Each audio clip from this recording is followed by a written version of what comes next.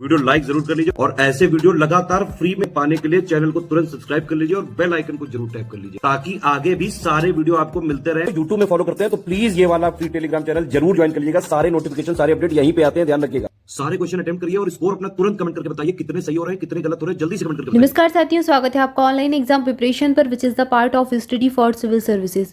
दोस्तों, online exam preparation पर सामान्य हिंदी विषय के अंतर्गत देख रहे थे वाक्यांशों के लिए एक शब्द या फिर अनेक शब्दों के लिए एक शब्द।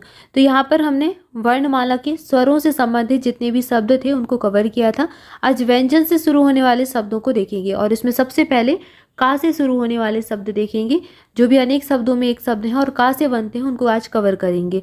ये वीडियो आपके हर एक एग्जाम के लिए इम्पॉर्टेंट है जिसमें सामान्य हिंदी पूछी जाती है, चाहे आरओ का एग्जाम हो, BDO, BEO, UP triple SC, PET या फिर यूपी ट्रिपल एससी के तहत होने वाला जूनियर असिस्टेंट का एग्जाम, सबके लिए इम्पॉर्टेंट है।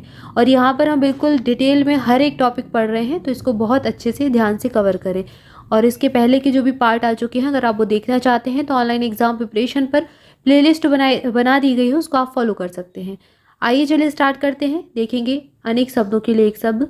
सबसे पहले वाक्य दिया गया है जो किए जाने या फिर करने योग्य हो, उसको कहते हैं करणीय या फिर कर्तव्य।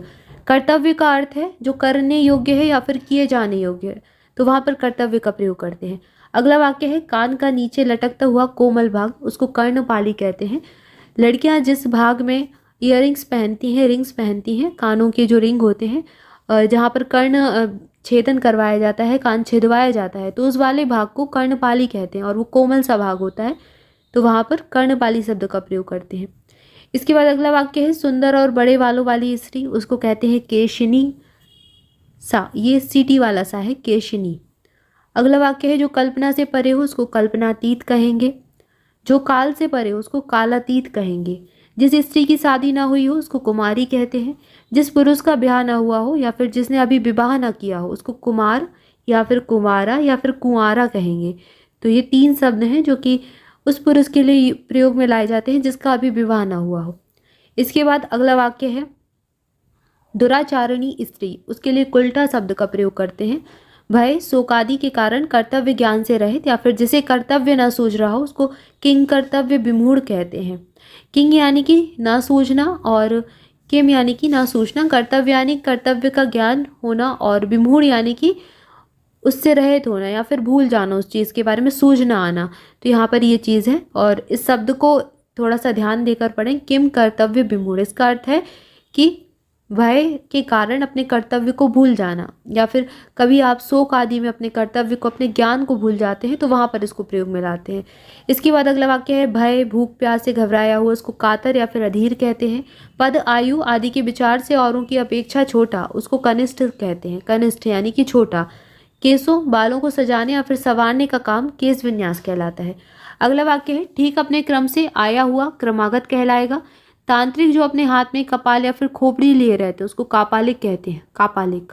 इसके बाद आगे बढ़ेंगे, अगला वाक्य देखेंगे। अगला वाक्य है जहाँ अपराधी रखे जाते हैं उसको कारागार या फिर जेल कहते हैं। जिसकी अब कीर्ति शेष रह गई है उसको कीर्ति शेष कहेंगे। अपने ही कुल का नाश करने वाला व्यक्ति कुलांगार कहलाता है। जिसने अपने कुल का नाश कर दिया उसको कुलांगार कहते हैं। इसके बाद अगला वाक्य देख रहे हैं जो अच्छे या फिर ऊंचे कुल में उत्पन्न हुआ हो उसको कुलीन कहेंगे। नेक्स्ट है जिसकी बुद्धि कुशाग्र की नोक के समान तीखी हो तो उसको कुशाग्र बुद्धि कहेंगे। कुशाग्र बुद्धि, अच्छी बुद्धि वाला भी कहते हैं। कुशाग्र बुद्धि है यानी तत्पर बुद्धि है आपकी। इसके बाद व्यक्ति जिसका ज्ञान अपने ही स्थान तक सीमित हो या फिर जिसे बाहरी जगत का ज्ञान ना हो उसको कूप मंडूक कहते हैं। कूप यानी कि कुआं होता है और मंडूक यानी कि उसी में रहने वाला, तो कूप मंडूक जिसे बाहरी जगत का ज्ञान ना हो उसको कूप मंडूक कहते हैं। इसके बाद अगला वाक्य है इच्छानुसार रूप धारण करने वाला कामरूप कहलाता है।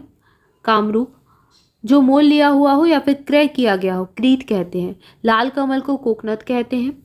किए हुए उपकार को भूल जाने वाला कृतज्ञ कहलाता है या फिर एहसान फरामूस, आम भाषा में उसको एहसान फरामूस कह देते हैं, लेकिन अगर जो हिंदी होती है विशिष्ट हिंदी उसकी भाषा में कृतज्ञ कहा जाता है। इसके बाद किए हुए उपकार को मानने वाला या फिर किए गए उपकार के प्रति आभार व्यक्त करने वाले को कृतज्ञ कहते हैं। बुरी संगत में रहने वाला कुसंगी कहलाता है। जो अपना उद्देश्य सिद्ध होने पर संतुष्ट हो उसको कृतार्थ कहते हैं। जिसकी उत्पत्ति स्वभावगत ना हो उसको कृत्रिम कहते हैं। कृत्रिम, आर्टिफिशियल। जो स्वाभाविक रूप से ना जन्मा हो, तो वहाँ पर कृत्रिम शब्द का प्रयोग करते हैं। अंधेरी रातों वाला पखवाड़ा कृष्ण पक्ष कहलाता है। जो केंद्र से हटकर दूर जाता है उसको केंद्र अपसारी कहते हैं। अपसारी यानी दूर जाना, और केंद्र से दूर जाना केंद्र अपसारी। इसके बाद जो केंद्र की ओर उन्मुख होता है उसको केंद्राभिमुख कहते हैं। केंद्र की ओर उन्मुख होना, केंद्र प्लस अभिमुख से बना है केंद्राभिमुख या फिर केंद्राभिसारी। अपसारी यानी कि दूर जाना और अभिसारी यानी कि पास आना। तो ये दोनों शब्द थोड़ा सा ध्यान देकर पढ़ें। अभी यानी अभी, बिल्कुल पास आना। अप यानी कि दूर जाना। अपसारी सारी, बहुत सारी, दूर जाना। तो ये चीज़ याद रखना है। इसके बाद किसी वस्तु को देखने अथवा सुनने की प्रबल इच्छा, उसको कौतूहल कहते हैं। फूल जो अभी खिला हुआ हो उसको कली कहते हैं। स्त्री जो कविता रचती है उसको कवियत्री कहते हैं। और ये बहुत ध्यान से शब्द देखें, बार बार इस शब्द को देखें, क्योंकि ये शब्द शुद्ध अशुद्ध में बहुत पूछा जाता है। तो यहाँ पर कवियत्री होता है, कवियत्री, ना कि कवियत्री होता है, ना कवित्री होता है, कवियत्री होता है। छोटी ई और बड़ी त्री की मात्रा आएगी इसमें। त्रा में बड़ी ई की मात्रा आती है और या में छोटी ई की मात्रा आती है, और का और बा के साथ कोई मात्रा नहीं है, तो उसको ध्यान देना है। इसके बाद अगला वाक्य है, वह पुरुष जो कविता या फिर काव्य की रचना करता है उसको कवि कहते हैं। जिसका कोई कसूर हो उसको कसूरवार कहेंगे। और सारे शरीर की हड्डियों का ढांचा कंकाल कहलाता है। तो यहाँ पर ये शब्द देखिए, इसके आगे के और शब्द अगले वीडियो में देखेंगे। तब तक के लिए आप सभी चैनल के साथ जुड़े रहें, चैनल को सब्सक्राइब कर लें, वीडियो को लाइक कर लें, दोस्तों के साथ शेयर करें। और दोस्तों, अगर आप हमारे कोई पेड बैचेज या फिर कोई पेड PDF लेना चाहते हैं तो डिस्क्रिप्शन में दिए गए नंबर्स पर कॉल करके जानकारी ले सकते हैं। पूरी डिटेल आपको डिस्क्रिप्शन में मिल जाएगी, तो आप चेक कर सकते हैं। इसके अलावा ऑनलाइन एग्जाम प्रिपरेशन का टेलीग्राम चैनल जरूर ज्वाइन कर लें। सारी लेटेस्ट अपडेट, नोटिफिकेशन सब कुछ आपको वहीं मिलता है, तो वो आपके लिए बहुत बेनिफिशियल रहेगा, उसको जरूर से ज्वाइन करें। लिंक डिस्क्रिप्शन में दी गई है, तो वहाँ से जाकर ज्वाइन कर सकते हैं। इसके अलावा अगर आप फ्री प्रैक्टिस क्विज लगाना चाहते हैं तो स्टडी फॉर सिविल सर्विसेज का टेलीग्राम चैनल, क्विज वाला फ्री टेलीग्राम चैनल ज्वाइन कर सकते हैं। वहाँ पर आपको हर एक एग्जाम के और हर एक सब्जेक्ट के प्रैक्टिस क्विज लगवाए जाते हैं, और ये लगातार पर डे लगवाए जाते हैं, तो ये आपके लिए बहुत बेनिफिशियल है। यहाँ पर करंट अफेयर, जीके GS सबके प्रैक्टिस क्विज लगवाए जाते हैं, और सिर्फ ये प्रैक्टिस क्विज लगाकर आप सिलेक्शन ले सकते हैं आसानी से। तो इसको जरूर ज्वाइन करें, आपके लिए बहुत लाभकारी होगा।